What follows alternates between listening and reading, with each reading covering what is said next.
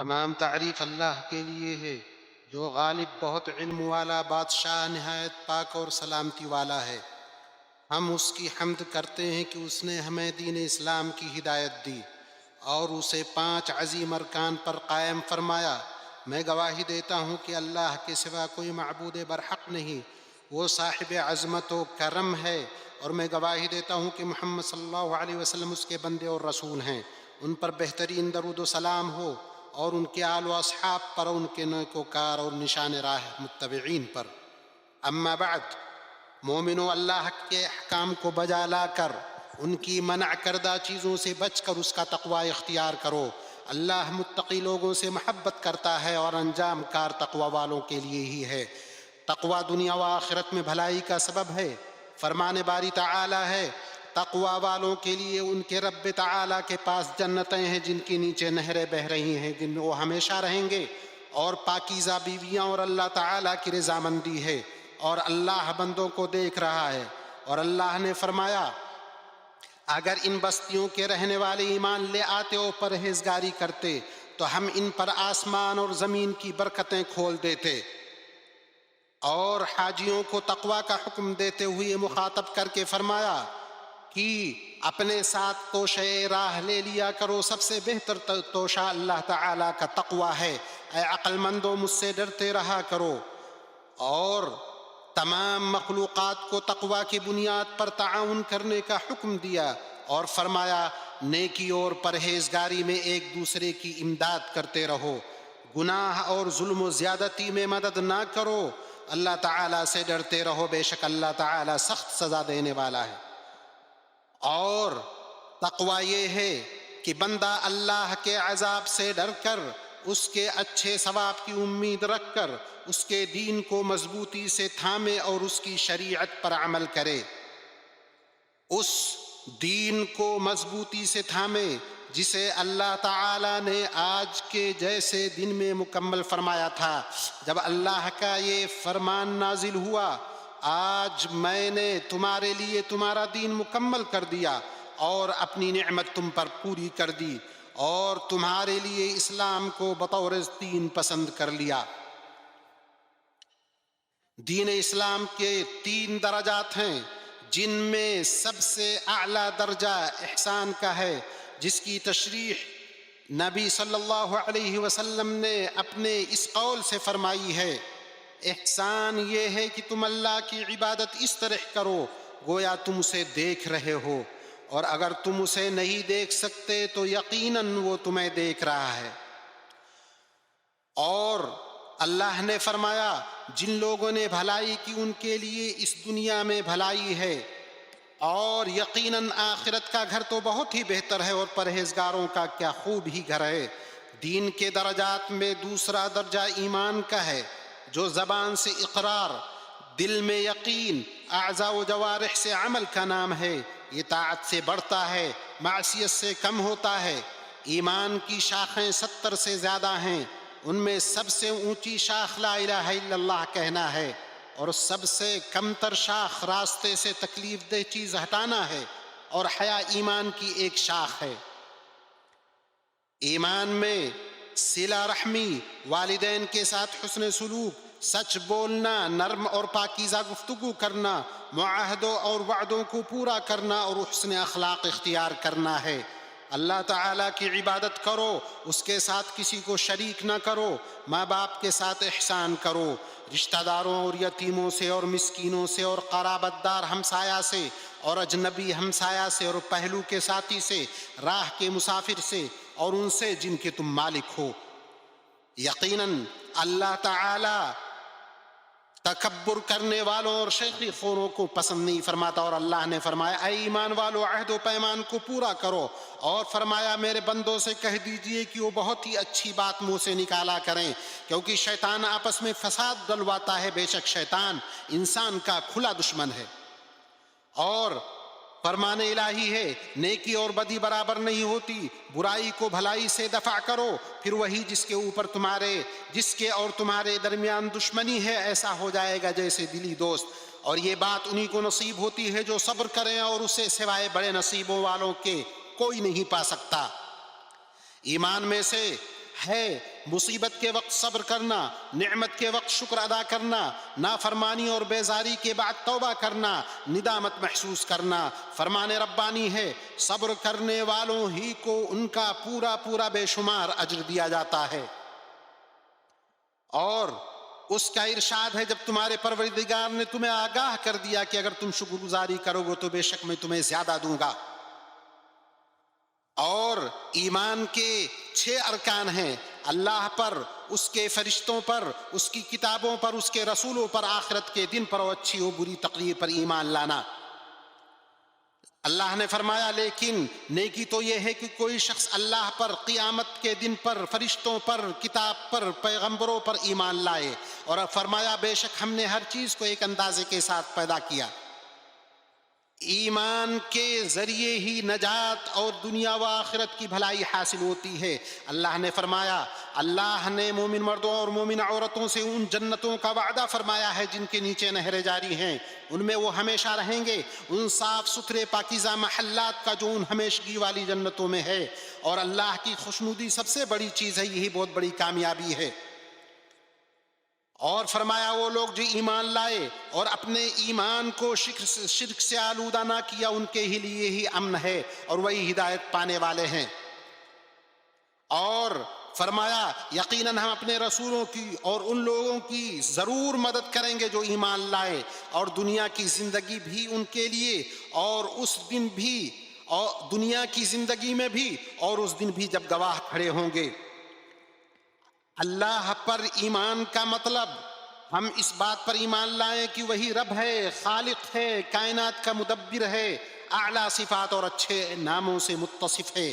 اللہ نے فرمایا یقیناً تمہارا رب اللہ ہی ہے جس نے آسمان اور زمین کو 6 دنوں میں پیدا کیا، پھر عرش پر مستوی ہوا، وہی رات کو دن کا لباس پہناتا ہے، اور اس نے سورج اور چاند اور ستارے پیدا کیے جو اس کے حکم کے تابع ہیں۔ سن لو، پیدا کرنا اور حکم دینا اسی کا کام ہے، بہت بابرکت ہے اللہ جو تمام جہانوں کا رب ہے۔ اپنے رب کو گڑ گڑا کر چپ کے پکارو، بے شک وہ حد سے نکلنے والوں کو پسند نہیں کرتا، اور زمین میں اس کی درستی کے بعد فساد نہ پھیلاؤ، تم خوف و امید کے ساتھ اسے پکارو، بے شک اللہ کی رحمت نیکی کرنے والوں کے قریب ہے۔ ہم معزز فرشتوں پر ایمان رکھے۔ اللہ نے فرمایا اور فرشتے اپنے رب کی حمد کے ساتھ تسبیح کرتے ہیں اور زمین والوں کے لیے استغفار کرتے ہیں۔ ہم ان تمام کتابوں پر ایمان رکھیں جو اللہ نے نازل کی ہیں، جن میں تورات، انجیل بھی شامل ہے، اور اللہ نے قرآن کریم کو ان تمام پچھلی کتابوں پر نگران بنایا ہے۔ اللہ کا فرمان ہے اللہ ہی ہے جس کے سوا کوئی معبود برحق نہیں، وہ زندہ ہے، قائم رکھنے والا ہے، اس نے آپ پر سچی کتاب نازل فرمائی۔ اور فرمایا اور ہم نے آپ پر سچائی کے ساتھ قرآن نازل کیا جو آپ سے پہلی کتابوں کی تصدیق کرنے والا اور ان پر نگران ہے۔ اور ہم اللہ کے تمام رسولوں پر ایمان رکھیں۔ اللہ نے کہا اور بے شک ہم نے آپ سے پہلے رسولوں کو ان کی قوموں کی طرف بھیجا، پس وہ ان کے پاس واضح نشانیاں لے کر آئے، پھر ہم نے ان لوگوں سے انتقام لیا جنہوں نے جرم کیا، اور ہم پر مؤمنوں کی مدد کرنا لازم ہے۔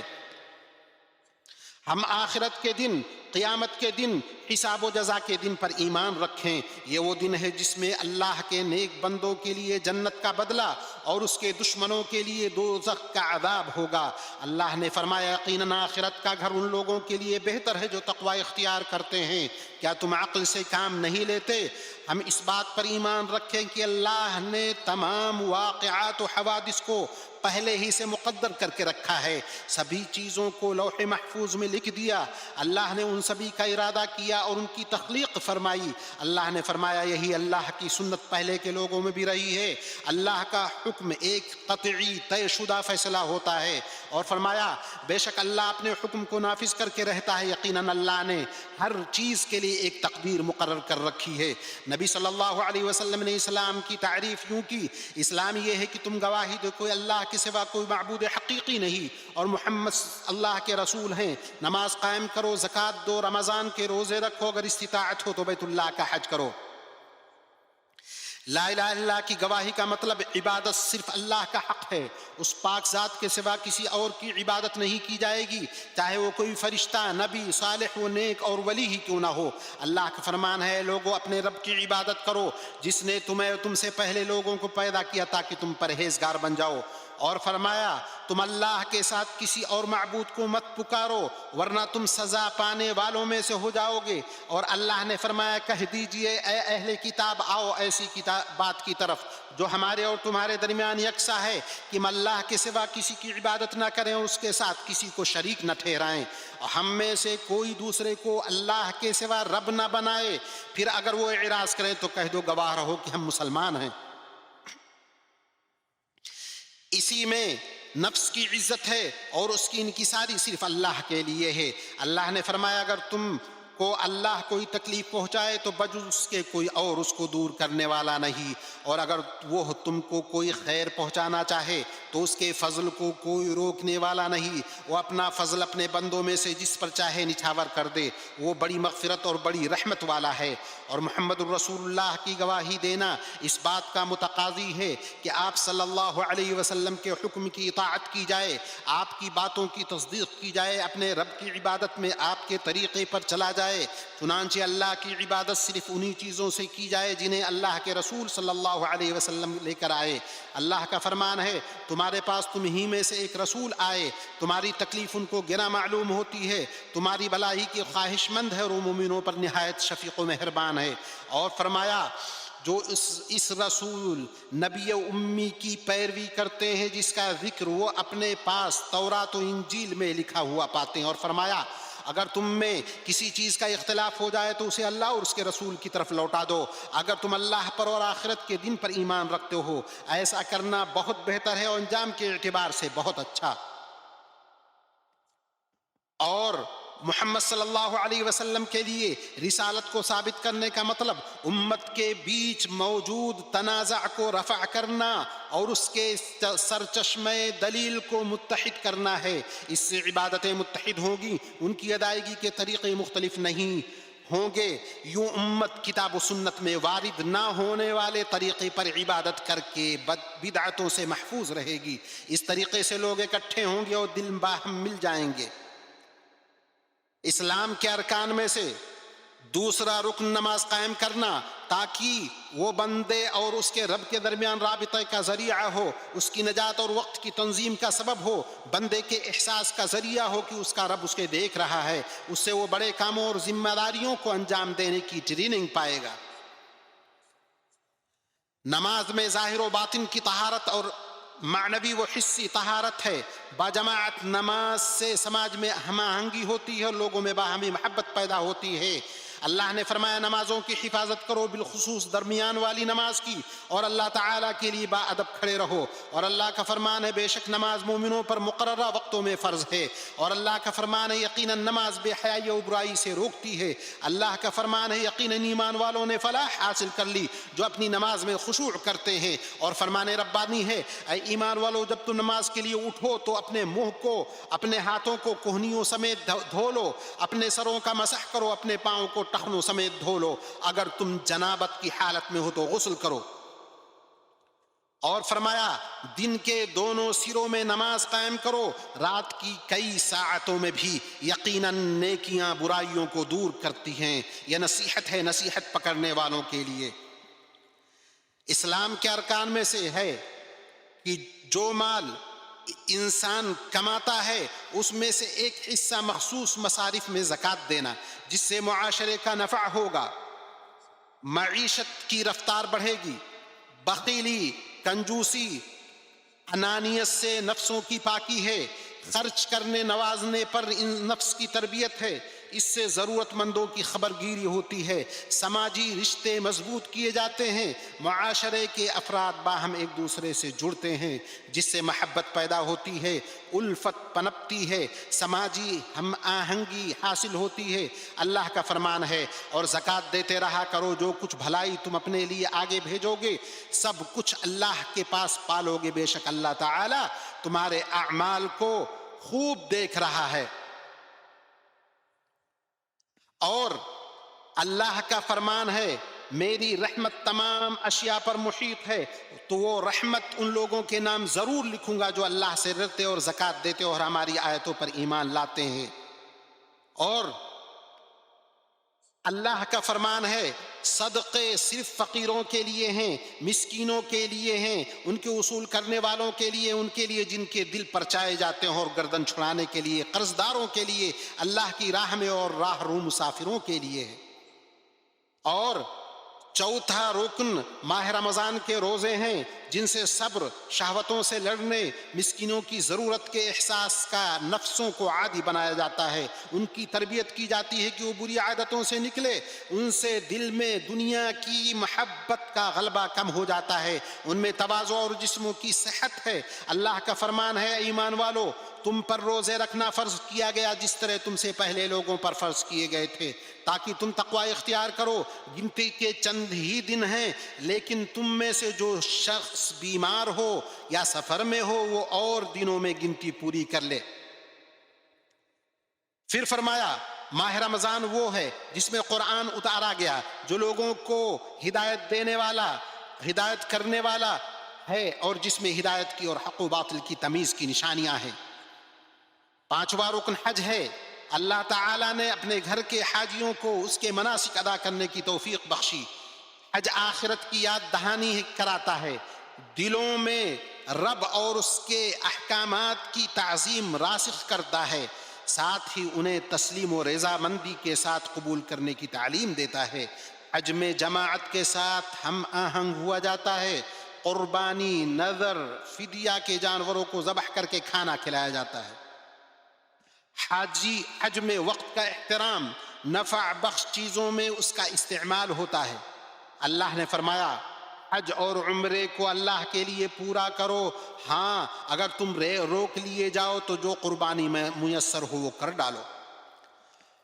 اور فرمایا حج کے مہینے مقرر ہیں، اس لیے جو شخص اس میں حج لازم کر لے وہ اپنی بیوی سے میل ملاپ کرنے، گناہ کرنے اور لڑائی جھگڑا کرنے سے بچتا رہے۔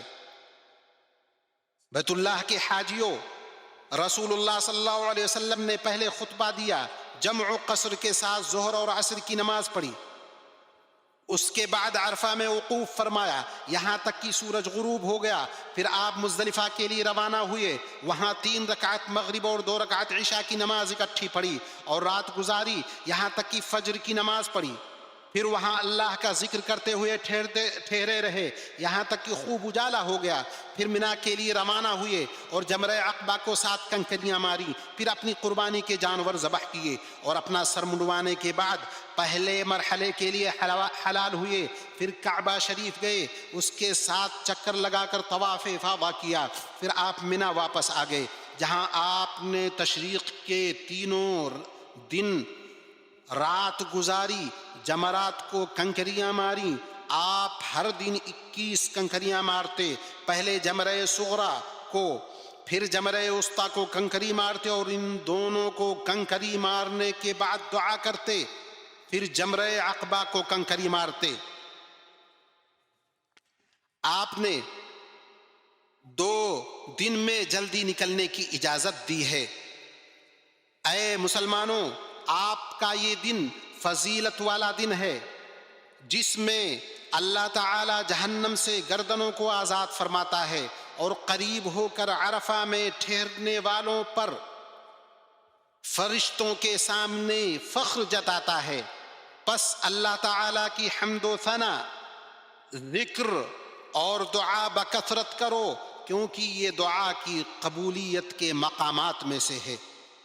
اللہ نے فرمایا اور تمہارے رب نے کہا مجھ سے دعا کرو، میں تمہاری دعا قبول کروں گا۔ اے اللہ ہمارے گناہوں کو بخش دے، ہمارے معاملات کو آسان کر، ہماری ذریتوں کی اصلاح فرما، ہمیں جنت میں داخل کر اور جہنم سے ہمیں بچا لے۔ اے اللہ ہمارے حج اور ہماری اطاعت کو قبول فرما، تو اپنے شکر و ذکر اور اچھی عبادت پر ہماری مدد فرما۔ دنیا کے مغرب و مشرق میں مسلمانوں کے حالات سدھار دے، ان کے دلوں کو جوڑ دے، ان کے تمام معاملات کا ذمہ لے لے، ان کے بیچ محبت پیدا کر۔ اے اللہ تو فلسطین میں ہمارے بھائیوں کا خیال رکھ۔ اے اللہ تو ان کے بھوکوں کو آسودہ کر، ان کے بے گھر کو آسرا دے، ان کے خوف زدہ کو امن عطا کر، ان کے دشمنوں کے شر سے ان کو بچا لے۔ اے اللہ تو مسلمانوں کے حکمرانوں کو ہر بلائی کی توفیق دے، انہیں ہدایت اور تقوی کا ذریعہ بنا۔ اے اللہ تو ان کے دلوں کو جوڑ دے اور ان کے تمام معاملات کا ذمہ لے لے اور ان کے بیچ محبت پیدا کر دے۔ اے اللہ ان کے کمزوروں کی تو مدد فرما، اے اللہ ان کی تو مدد فرما ان کے اور اپنے دشمنوں کے خلاف۔ اے اللہ تو مسلمانوں کے حکمرانوں کو ہر بھلائی کی توفیق دے اور انہیں ہدایت اور تقوی کا ذریعہ بنا۔ اے اللہ خادم حرمین شریفین شاہ سلمان بن عبد العزیز اور ان کے ولی عہد شہزادہ محمد بن سلمان کو توفیق سے نواز، اور اسلام اور مسلمانوں کے لیے انہوں نے جو کچھ پیش کیا اور پیش کر رہے ہیں اس پر انہیں بہترین بدلہ عنایت کر۔ اے اللہ تو ہمیں دنیا میں بھی بھلائی دے، آخرت میں بھی بھلائی دے، اور جہنم کی عذاب سے بچا۔ سبحان ربک رب العزة عما يصفون وسلام على المرسلين والحمد لله رب العالمين وصلى الله على نبيه الأمين۔ لبيك